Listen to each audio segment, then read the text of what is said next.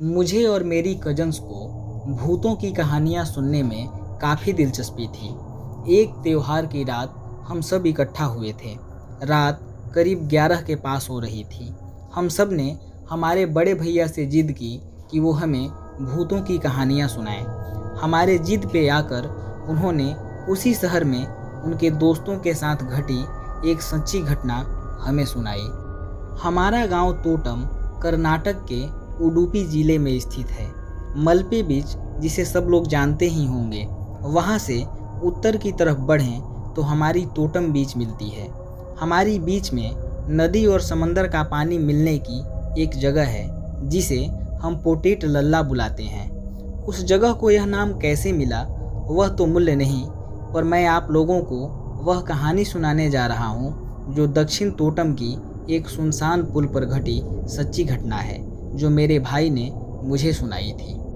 वह पुल बहुत छोटा था।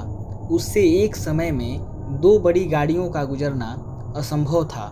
नवरात्रि के समय उससे कुछ दूरी पर स्थित दुर्गा मंदिर जाते वक्त अगर कोई बस आ जाती तो हम सब रुककर बस के जाने का इंतज़ार करते, उसके बाद जाते थे। इसलिए हमारे गांव के लोग उसे पोटू संका अर्थात खराब पुल कहकर बुलाते थे। लेकिन आज ग्राम पंचायत में काफ़ी चर्चा होने के बाद उस पुल को काफ़ी चौड़ा कर दिया गया है। लेकिन यह घटना उस वक्त की है जब वह पुल बहुत छोटा था। एक अर्ध पूर्णिमा की रात मेरे भाई के 3 दोस्त उत्तर तोटम से दक्षिण तोटम चले आ रहे थे। किसी काम के कारण देर हुई थी और वो लोग 12 बजे के बाद उस पुल की तरफ बढ़ते हुए दक्षिण तोटम आ रहे थे। उन्होंने दूर से ही उस पुल के एक स्तंभ पर किसी बूढ़े को अजीब ढंग से बैठकर नदी में बार बार मछली का छड़ फेंकते हुए देखा। उस पुल के पास आते ही यह साफ दिखाई दे रहा था कि एक बुढ़ा बार बार नदी में बंसी फेंक रहा है। यह बुढ़ा इस वक्त क्या मछली पकड़ रहा है? उसमें से एक ने कहा। हाँ यार, इस वक्त क्या मछली पकड़ना? दूसरे ने कहा। चलो देखें इस बुढ़े ने कितनी मछली पकड़ी है। जब तीसरे ने कहा तब सब ने मिलकर बूढ़े के पास जाने का फैसला किया। पुल के पास आते ही बूढ़े का निरंतर नदी में मछली का छड़ फेंकना अर्ध पूर्णिमा की रोशनी में ठीक ठीक दिखाई दे रहा था। मेरे भाई के तीनों दोस्त बूढ़े के पास गए, लेकिन बूढ़ा तो फिर भी नदी में बंसी फेंके ही जा रहा था। मेरे भाई के दोस्तों ने सोचा कि पहले यह देख लेते हैं कि बूढ़े ने कितनी मछली पकड़ी है।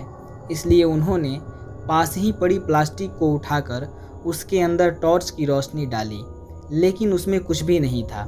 फिर जब उन्होंने नदी में टॉर्च की रोशनी डाली तो नदी का पानी भी पूरी तरह खाली था। यह बुढ़ा बिना पानी के नदी में क्या मछली पकड़ रहा है? दादाजी कहते हुए उसमें से किसी एक ने बूढ़े को पुकारा, लेकिन बूढ़ा तो निरंतर नदी में मछली का छड़ फेंक और उसे बार बार खींच रहा था।